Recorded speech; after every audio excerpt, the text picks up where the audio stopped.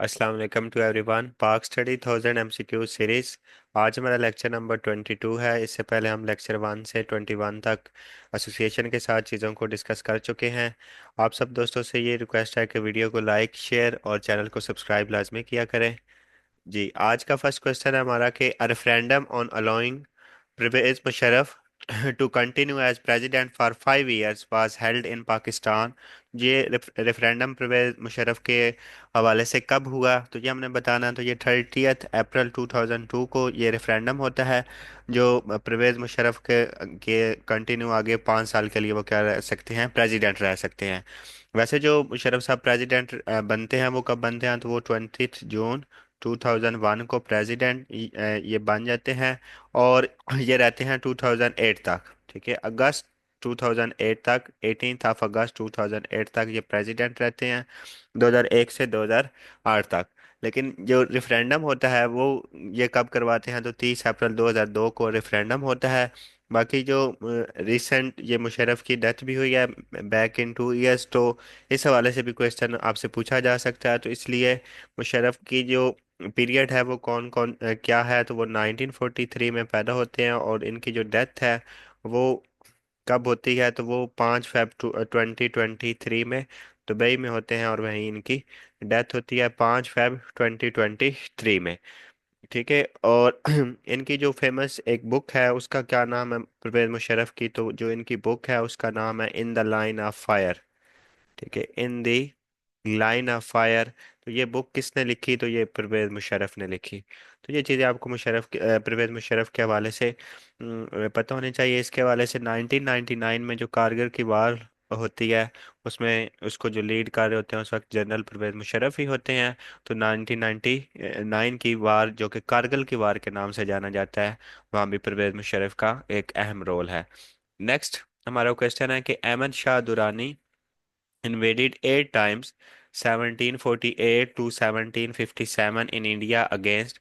तो किसके खिलाफ ये इन्वेड किया, तो ये मुगल्स जो थे, मुगल्स हुक्मरान उस वक्त, क्योंकि मुगलों की हुकूमत थी इस सब कॉन्टिनेंट में, तो मुगल्स के खिलाफ उसने इन्वेड किया। तो जो फर्स्ट टाइम इन्वेड हुआ वो कब हुआ, तो फर्स्ट टाइम 1748 में होता है। ठीक है, फर्स्ट टाइम जो इन्वेड होता है वो 1748 में है।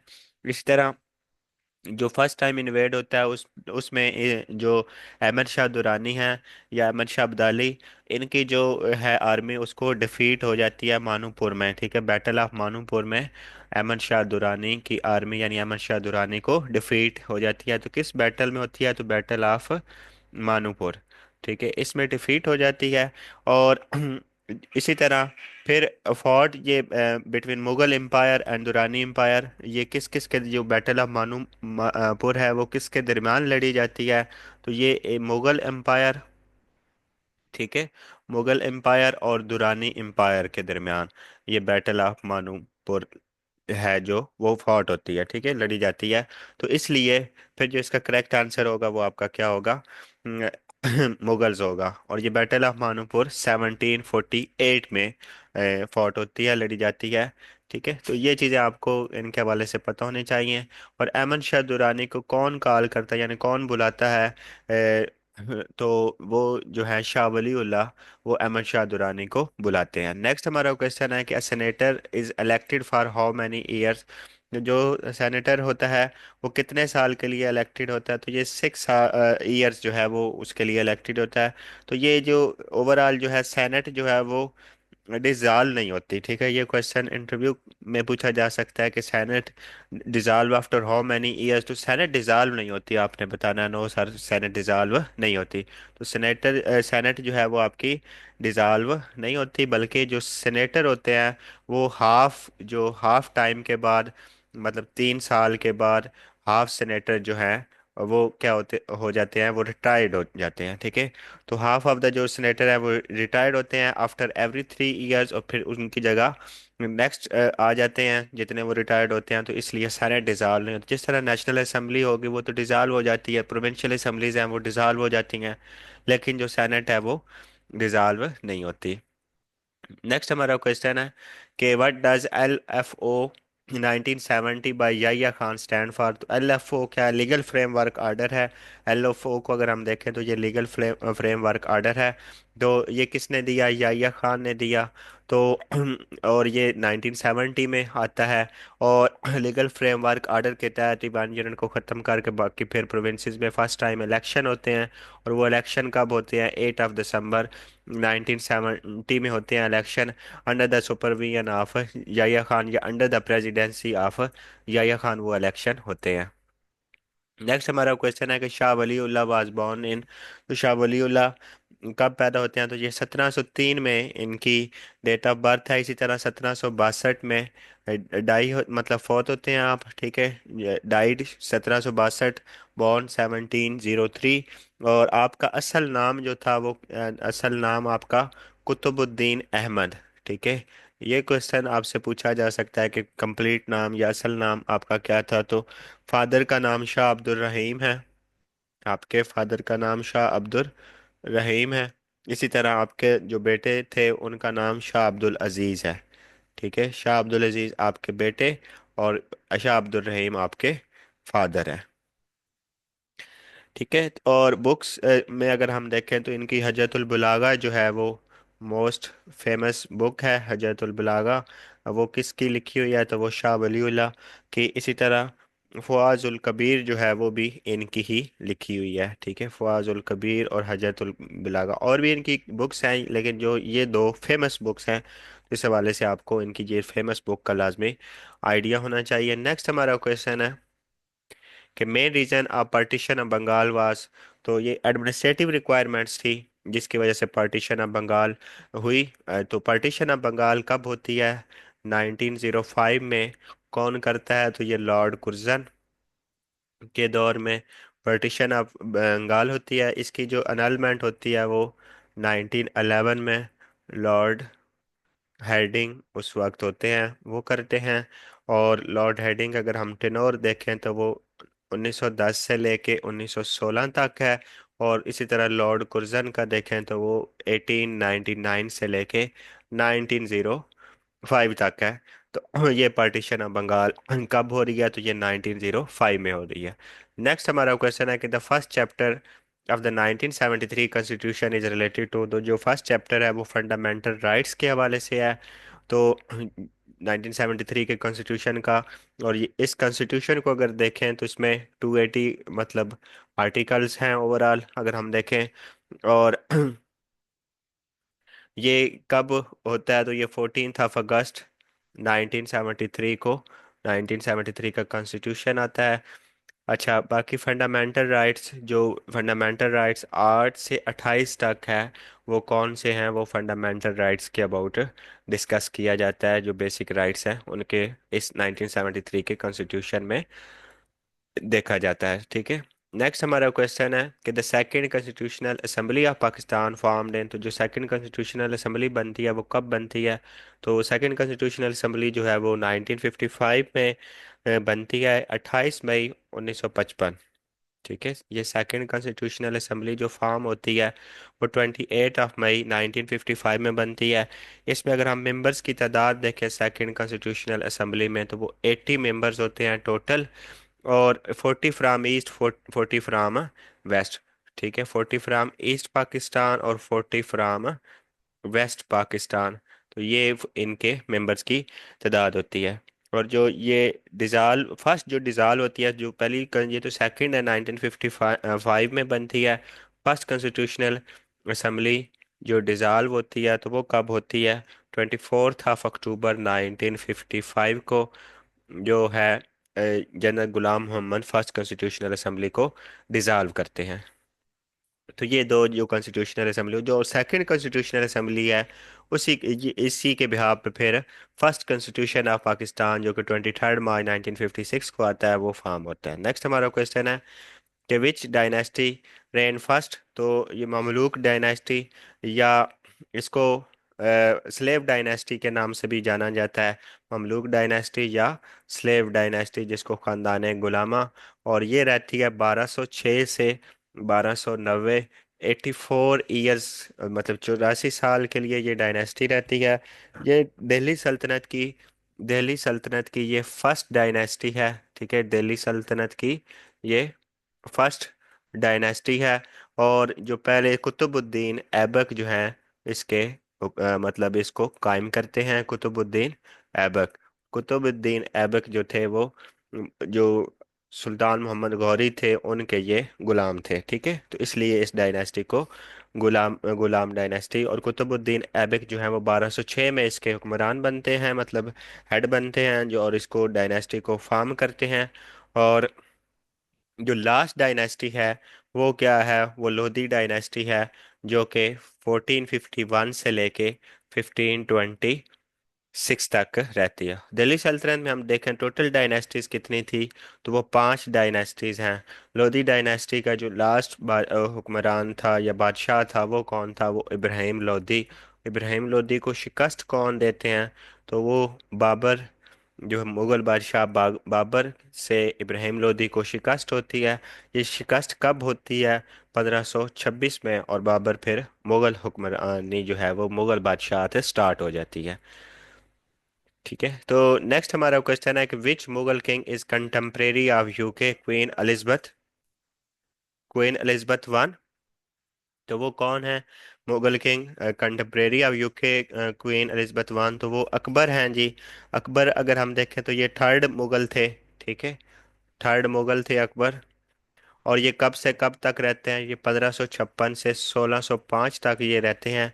अकबर जो हैं वो थर्ड मुगल एम्पायर थे। और क्वीन एलिजबेथ वन जो हैं वो कब तक रहती हैं, तो ये 1558 में आती हैं और 1603 तक। तो फिर ये इनकी क्या होगी, कंटेम्परेरी। कंटेम्परेरी का मतलब यही होता है कि उनके दौर में, मतलब पैरेलल जो चीज़ें चल रही होती हैं सेम टाइम में। जी, तो नेक्स्ट हम देखते हैं विच प्रोविंस इज कॉल्ड बाबुल इस्लाम। तो विच प्रोविंस इज कॉल्ड बाबुल इस्लाम, तो सिंध जो है इसको बाबुल इस्लाम के नाम से जाना जाता है, क्योंकि जो सब कॉन्टिनेंट में जो इस्लाम जितना भी फैला है वो सिंध के थ्रू, इसलिए इसको बाबुल इस्लाम के नाम से जाना जाता है। इसी तरह अगर हम देखें गेट वे ऑफ इन्वेडर्स क्या है, ये क्वेश्चन आपका आ जाता है, gateway of invaders. Gateway of invader जो है वो खैबर पास है। ठीक है, ये दो डिफरेंट क्वेश्चन आते हैं कि बाबुल इस्लाम वो सिंध है और गेट वे ऑफ इन्वेडर जो है वो खैबर पास है। और गेटवे सिटी जो है पाकिस्तान की, सिटी गेटवे ऑफ पाकिस्तान वो कौन सी है, जो सिटी अगर आप देखें तो वो कराची जो है वो गेटवे सिटी ऑफ पाकिस्तान है। तो ये चीज़ें आपको इनके हवाले से पता होनी चाहिए। नेक्स्ट हम देखते हैं जी, नेक्स्ट क्वेश्चन हमारा कि Pakistan one hockey world cup third time in, तो 1982 में जो है पाकिस्तान हॉकी वर्ल्ड कप जो है वो जीतती है तीसरी दफ़ा। अगर हम देखें तो पाकिस्तान हॉकी फेडरेशन जो है वो 1948 में। ठीक है, एशियन हॉकी फेडरेशन जिसका फाउंडिंग मेंबर पाकिस्तान भी है वो 1958 में है। ये एशियन हॉकी फेडरेशन है। ओवरऑल इंटरनेशनल हॉकी फेडरेशन या पाकिस्तान हॉकी फेडरेशन वो 1948 है। और तो जो वर्ल्ड कप पाकिस्तान विन करता है वो कौन कौन से करता है, तो पहला अगर आपसे पूछा जाए तो 1971 है, दूसरा 1978 है, इसी तरह तीसरा अगर आप देखें तो 1982 है, और फोर्थ वन 1994 है। तो ये 4 वर्ल्ड कप जो है पाकिस्तान है जीतता है। इसी तरह ओलंपिक का अगर आप पूछे जाए कि ओलंपिक पाकिस्तान कितनी दफ़ा जीता है, तो ओलंपिक जो है वो पाकिस्तान विंस करता है 3 दफ़ा। वो कौन कौन सी 3 दफ़ा हैं, तो वो 1960 में first time Pakistan Olympic win करता है, इसी तरह 1968 में, और फिर 1984 में। तो ये 3 दफ़ा ओलंपिक्स और 4 दफ़ा जो है पाकिस्तान हॉकी वर्ल्ड कप को विन करता है। नेक्स्ट हमारा क्वेश्चन है कि Ziaul Haq dismiss the government of Mohammad Khan Junejo in, तो ज़ियाउल हक ने ये डिसमिस कब की, गवर्नमेंट ये 1988 में ज़ियाउल हक ने मोहम्मद खान जनेजो की हुकूमत को डिसमिस किया। मोहम्मद खान जनेजो जो कि 10th PM ऑफ पाकिस्तान सर्व कर रहे थे, 1988 में इनकी हुकूमत को डिसमिस होता है। ये 1985 में इनकी हुकूमत फार्म होती है और ये 3 साल के लिए रहती है, और 1988 में डिसमिस हो जाती है। मोहम्मद खान जनेजो ने as a 10th PM of Pakistan serve किया है। और अंडर द ज़िया उल हक जो कि पाकिस्तान के 6th प्रेसिडेंट थे, और ये भी आपसे पूछा जा सकता है कि ज़ियाउल हक पाकिस्तान के किस नंबर के प्रेसिडेंट थे, तो ये 6 नंबर के। चौधरी फजल जो हैं वो 5वें नंबर पे थे, ज़ियाउल हक जो है वो 6 प्रेसिडेंट थे। जी, नेक्स्ट हमारा क्वेश्चन है कि Quaid Azam join Congress in which year. तो कायद आज़म साहब ने कांग्रेस को कब ज्वाइन किया, तो वो 1906 को कांग्रेस को कायद आज़म साहब ज्वाइन करते हैं। मुस्लिम लीग की जो फॉर्मेशन होती है वो ढाका में, वो भी 1906 में होती है, लेकिन कायद आज़म साहब मुस्लिम लीग को जो ज्वाइन करते हैं 1930 में। और कायद आज़म साहब कांग्रेस को लेफ्ट कब करते हैं, 1920। 1913 से लेकर 1920 तक कायद आज़म जो है वो कॉमन मेंबर्स रहते हैं कांग्रेस के और मुस्लिम लीग के। ठीक है, कांग्रेस और मुस्लिम लीग। अगर कांग्रेस की हम फॉर्मेशन देखें तो वो दिसंबर 1885 में बनती है। बाकी इसको बनाने वाले कौन है, वो ए ओ हयूम थे। ठीक है, एलन ऑक्टेवियन हयूम। और जो इसी तरह जो इनकी कांग्रेस की फर्स्ट वुमेन प्रेसिडेंट है वो एनी बिसांत है। वो 1917 1916 1917 में बनती हैं। ठीक है, बाकी मजीद आप इनकी डिटेल हमारी फर्स्ट वीडियो और प्लेलिस्ट में जाके देख सकते हैं। नेक्स्ट हमारा क्वेश्चन है जी, which type of government was form during objective resolution in 1949। तो जो ऑब्जेक्टिव रेजोल्यूशन है किस टाइप ऑफ गवर्नमेंट फॉर्म करती है, तो 1949 के ऑब्जेक्टिव रेजोल्यूशन के according democratic form of government होती है। ये ऑब्जेक्टिव रेजोल्यूशन जो है इसको किरदाद मकासद के नाम से जाना जाता है। इसके रिलेटेड ये प्रेजेंटेड कब होती है, तो ये 7 मार्च को होती है। पास कब होती है, तो ये 12 मार्च को होती है, 1949। ठीक है, 1949 है दोनों के साथ। और इसी तरह लियाकत अली खान जो है इसको प्रेजेंट करने वाले होते हैं। तो ये चीज़ें लियाकत अली खान जो कि फर्स्ट पीएम ऑफ पाकिस्तान सर्व करते हैं 1947 से लेकर 1951 तक। 16 अक्टूबर 1951 को जो अकबर सईद नामी शख्स है वो आपको गोली मारता है और आप की डेथ हो जाती है, यानी आप शहीद हो जाते हैं, असैसिनेशन हो जाती है आपकी। नेक्स्ट हमारा क्वेश्चन है जी, 18th Amendment Bill to the Constitution of Pakistan was passed by the Senate of Pakistan। तो अगर हम सेनेट ऑफ पाकिस्तान देखें तो वो 15 अप्रैल 2010 है। ठीक है, सेनेट ऑफ पाकिस्तान से कब पास होता है, तो 15 अप्रैल 2010 है। नेशनल असेंबली से कब पास होता है, तो वो 8 अप्रैल 2010 है, नेशनल असेंबली। ठीक है, और इसी तरह सेनेट 15 है। और प्रेसिडेंट की जो इसको असेंट मिलती है, तो जो प्रेसिडेंसी यानी ये पास होता है तो वो किस डेट को होता है वो भी आपको पता होना चाहिए, तो वो 19 अप्रैल 2010 है। तो ये सारी चीज़ें आपको इस हवाले से पता होनी चाहिए। नेक्स्ट हम देख लेते हैं जी, नेक्स्ट हमारा क्वेश्चन है कि how many books did Maulana Wahiduddin right. तो ओवर 200 बुक्स जो हैं, 200 से भी जायद बुक्स हैं वो आपने लिखी हैं। ठीक है, ओवर 200 बुक्स जो हैं वो आपने लिखी हैं। आप 1925 में पैदा होते हैं, 1925 में आप पैदा होते हैं। और कहाँ, ये आप यूपी यानी उत्तर प्रदेश इंडिया में आपकी पैदाइश होती है 1925 में। और आपकी डेथ जो है वो रिसेंट ईयर्स में होती है 2021 में, और दिल्ली में। ठीक है, 2021 में मौलाना वहीदुद्दीन साहब की दिल्ली इंडिया में आपकी डेथ होती है, और इन्होंने ओवर 200 बुक्स जो है वो आपने लिखी हैं। नेक्स्ट हम देख लेते हैं जी, नेक्स्ट हमारा क्वेश्चन है कि इस परचम के साए तले संग बाय। तो ये नियारा नूर जो है इन्होंने ये संग किया इस परचम के साए तले। तो ये आपको इनका किसने संग किया है, इस हवाले से पता होना चाहिए। तो ये जस्ट आपने इनका नाम बताना है, तो वो कौन है, तो वो नियारा नूर है। नेक्स्ट हमारा क्वेश्चन है कि how many people were included in basic democracy. तो बेसिक डेमोक्रेसी जो कि अयूब खान के दौर हुकूमत में 1959 में आती है। ठीक है, और कौन इसको इंट्रोड्यूस करवाता है, तो ये अयूब खान इंट्रोड्यूस करवाते हैं इसको जी, बेसिक डेमोक्रेसी को। और ये अगर हम देखें तो इसमें कितने मेंबर्स थे, तो वो 80,000 थे। 40 from east, 40 from west Pakistan. और बाद में अगर ये आपसे पूछा जाए कि इंक्रीज होके कितने मेंबर्स हो गए हैं, तो वो 120 के 1,20,000 हो गए थे। लेकिन जो इंक्लूडेड थे पहले वो कितने हैं, वो 80,000 थे। और ये 1959 में ये basic democracies by Ayub Khan introduce होती हैं। नेक्स्ट है हमारा क्वेश्चन है कि हु फाउंडेड आर्य समाज।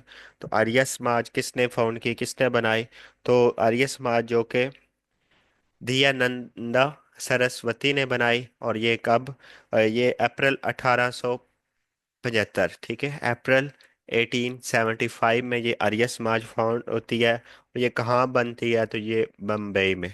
ठीक है, आर्य समाज बम्बई में अप्रैल 1875 में दयानंदा सरस्वती के मदद से ये बनती है। इसी तरह हम अगर देखें तो ब्रह्मो समाज, ये हिंदुओं की तरीकें थी। ठीक है, ब्रह्मो समाज, ये दो इंपॉर्टेंट तरीके हैं। आर्या वैसे चार तरीके हैं जो और भी हैं, लेकिन प्रोमिनेंट चार हैं। उन चार में से ये दो जो हैं ये ज़्यादा प्रोमिनेंट है, इसलिए इन दो का आपको लाजमी पता होना चाहिए। ब्रह्मो समाज 1828 में बनती है, और इसको राजा राम मोहन राय बनाते हैं। ठीक है, राजा राम मोहन राय इस तारीख को बनाते हैं, इसके जो फाउंडर होते हैं। और ये कहाँ बनती है? तो ये कलकत्ता में ये तारीख फार्म होती है। ये तारीख जो है वो कलकत्ता में बनती है। इस का आपको इस हवाले से पता होना चाहिए जी। नेक्स्ट हम देखते हैं कि Pervez Musharraf sentenced according to which article of 1973 constitution. तो ये आर्टिकल 6 जो है इन पे परवेज मुशर्रफ पे लगती है। और परवेज मुशर्रफ की डेथ जो है वो 2023 5 फेब 2023 को होती है। इनका कारगिल में इम्पोर्टेंट रूल है 1999 की वार, जो कारगिल की वार होती है। और 20 जून 2001 में आप प्रेसिडेंट बनते हैं, और 18 अगस्त 2008 तक आप प्रेसिडेंट रहते हैं। रेफरेंडम जो होता है वो आप 30 अप्रैल 2002 को करवाते हैं। नेक्स्ट हमारा क्वेश्चन है कि who wrote the book evolution of Pakistan. तो ये किसने किताब लिखी एवोल्यूशन ऑफ पाकिस्तान? तो ये शरीफ उद्दीन पीरजादा ने लिखी। आप ninth minister of foreign affairs भी रह चुके हैं पाकिस्तान के। ठीक है, ninth minister of foreign affairs भी आप रह चुके हैं, मिनिस्टर ऑफ फॉरेन अफेयर्स। एक तो ये आप रह चुके हैं, और ये जो बुक है एवोल्यूशन ऑफ पाकिस्तान ये भी आपने लिखी है। और आपकी जो डेथ होती है वो 2017 में कराची में आपकी डेथ होती है। इसी तरह जो आप पैदा होते हैं वो कब? 1923 में आपकी पैदाइश है, और डेथ आपकी 2017 में है। तो आपसे डेथ के बारे में भी question can be asked. Next हमारा क्वेश्चन है कि who wrote the book spirit of Islam. तो जो स्पिरिट ऑफ इस्लाम है वो सैयद अमीर अली ने जो लिखी है। ठीक है, सैयद अमीर अली ने। इसी तरह इनकी एक और फेमस बुक है शॉर्ट हिस्ट्री ऑफ द सरसेंस। ठीक है, शॉर्ट हिस्ट्री ऑफ सरसेंस वो भी आपकी किताब है, शॉर्ट हिस्ट्री ऑफ सार्सेंस ये भी आपकी किताब है। और स्पिरिट ऑफ इस्लाम जो है वो भी आपकी किताब है। तो ये दोनों बुक्स है आपने ही लिखी। इसी तरह सैयद अमीर अली ने सेंट्रल मोहम्मदन एसोसिएशन कायम की, आपने ही सेंट्रल मोहम्मदन एसोसिएशन बनाई। ठीक है, सेंट्रल मोहम्मदन एसोसिएशन। और ये कब बनती है? तो ये 1877 में आपने सेंट्रल मोहम्मदन एसोसिएशन कायम की। और ये सेंट्रल मोहम्मदन एसोसिएशन किस जगह कायम हुई? तो ये कलकत्ता में। ठीक है, सेंट्रल मोहम्मदन एसोसिएशन की लोकेशन क्या थी? तो वो कलकत्ता है जी। नेक्स्ट हम देख लेते हैं। नेक्स्ट हमारा क्वेश्चन है name the first federal Muslim women in US attorney. तो वो साइमा मोहसन जो है वो यूएस अटॉर्नी में फर्स्ट फेडरल मुस्लिम हैं ये। और ये कब बनती हैं? ये पाकिस्तान बोर्न यूएस हैं। ठीक है, मतलब इनके पाकिस्तान में पैदा होती हैं, और यूएसए की भी नेशनलिटी है। तो ये 2021 में फर्स्ट जो है federal Muslim women in US attorney में ये शामिल होती हैं। ठीक है, तो इनके बारे में आपको ये पता होना चाहिए। नेक्स्ट हम देख लेते हैं जी। नेक्स्ट हमारा क्वेश्चन है आईसीटी स्टैंड्स फॉर। तो इस्लामाबाद कैपिटल टेरिटरी जो है उसको आईसीटी कहते हैं, इस्लामाबाद कैपिटल टेरिटरी। इसका अगर आप एरिया देखें तो ये 906 स्क्वायर किलोमीटर है। ठीक है, आईसीटी का एरिया भी आपसे पूछा जा सकता है, तो ये 906 स्क्वायर किलोमीटर है। नेक्स्ट हम देखते हैं जी। नेक्स्ट हमारा क्वेश्चन है कि Khurram was the name of which Mughal king. तो खुरम हमने बताना है किस मुगल किंग का नाम था। तो ये शाहजहां का जो है वो शाहजहां, जो फेमस नाम शाहजहां है, असल नाम उनका क्या था? खुरम था। इसी तरह अगर आप जहांगीर का ओरिजिनल नेम देखें तो वो नूरुद्दीन मोहम्मद सलीम है। ठीक है, नूरुद्दीन मोहम्मद सलीम जो है वो किन का नाम है? तो वो आपका जहांगीर का नाम है। ठीक है, और जो शाहजहां जो है वो फिफ्थ मुगल एम्परर रहते हैं। फिफ्थ मुगल एम्परर 1628 से लेकर 1658 तक। आपकी एम्परर रहती है 1628 से 58। ताजमहल आपने ही बनवाया, ठीक है। और इसके अलावा अगर हम देखें जहांगीर, तो ये फोर्थ मुगल एम्परर थे, ठीक है। जहांगीर जो थे वो फोर्थ थे। और ये कब से कब तक रहते हैं? ये 1605 से 1627 के दौरान रहते हैं। अकबर जो हैं वो थर्ड थे मुगल एम्पायर। और ये कब से कब तक रहते हैं?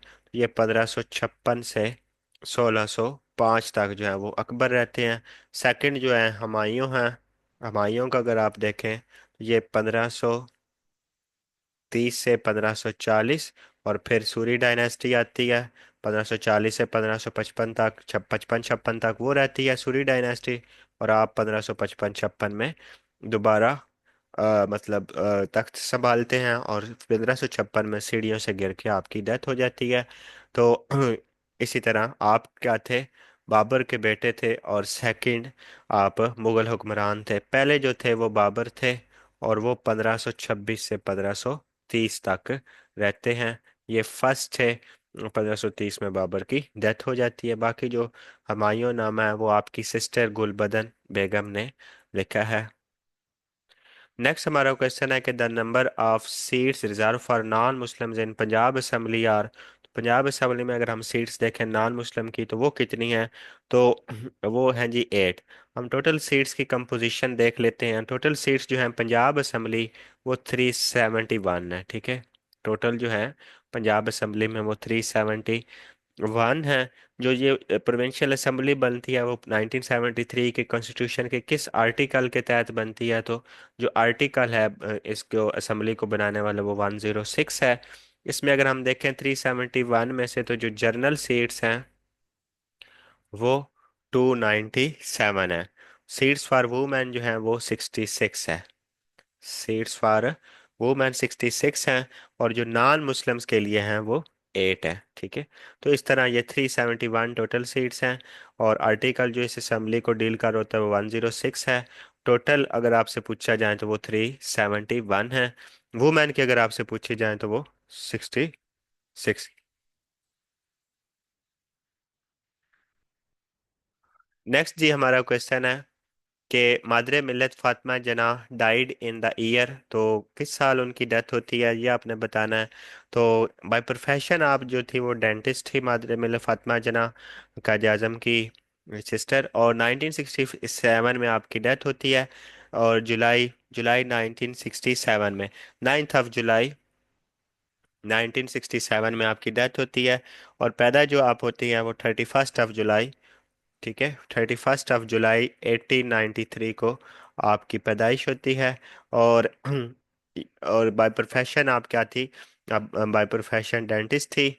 और इसी तरह आप अयूब खान के खिलाफ इलेक्शन लड़ती हैं। और बेसिक डेमोक्रेसी जब आती हैं 1959 में। नेक्स्ट हमारा क्वेश्चन है Akbar's ruling period is as under. तो अकबर जो कि थर्ड मुगल बादशाह थे उनका रूलिंग पीरियड अगर हम देखें तो वो क्या है? वो 1556 से 1605 है। ये थर्ड मुगल बादशाह थे अकबर। और इनका ये रूलिंग पीरियड रहा है। अकबर के दौर में अकबर ने इंट्रोड्यूस करवाया दीन इलाही। और ये दीन इलाही कब इंट्रोड्यूस करवाया? तो 1582। और इस जो दीन इलाही की मुखालफत की थी वो शेख अहमद सिरिंदी साहब ने की, ठीक है। तो ये आपको चीज़ें ये ऑलरेडी भी हमने डिस्कस कर दी हैं। वो आप प्लेलिस्ट में जाके देख सकते हैं। अगर मजीद आपने इसकी डिटेल लिखनी है तो वो प्लेलिस्ट विजिट करें। नेक्स्ट हमारा क्वेश्चन है it was compulsory for mansabdar to hold at least dash horseman. जो मनसबदार जो ओहदा था उसके लिए कितना कंपलसरी था? हॉर्समैन कितने हॉर्समैन रखने हैं? तो 200 से 400 जो है। तो मनसबदारी सिस्टम जो है वो कौन इंट्रोड्यूस करवाता है? तो ये जो मनसबदार सिस्टम है अगर इसको हम देखें तो ये कौन इंट्रोड्यूस करवाता है? तो इस सिस्टम को इंट्रोड्यूस करवाने वाले भी जी अकबर साहब हैं। और ये कब इंट्रोड्यूस करवाते हैं? 1571 में। अकबर जो हैं वो थर्ड मुगल बादशाह थे। और ये कब से कब तक रहते हैं? 1556 से 1605 तक रहते हैं। 1582 में आप जो है वो क्या करवाते हैं? दीन इलाही को इंट्रोड्यूस करवाते हैं। तो ये अकबर के हवाले से आपको चीज़ें ये बेसिक बेसिक पता होनी चाहिए। ये थी आज की हमारी वीडियो। होप सो आप चीज़ों को अच्छे से समझ रहे होंगे, अच्छे से अपने नोट्स मेकिंग कर रहे होंगे और चीज़ें आपके लिए आसान बन रही होंगी और प्रॉपर आपकी एग्ज़ाम ओरिएंटेड तैयारी हो रही होगी। तो आप सब दोस्तों से रिक्वेस्ट है कि वीडियो को लाइक शेयर और चैनल को सब्सक्राइब ज़रूर किया करें। आज के लिए इतना ही, इंशाल्लाह कल न्यू वीडियो के साथ मिलते हैं। अल्लाह हाफिज़ फॉर टुडे।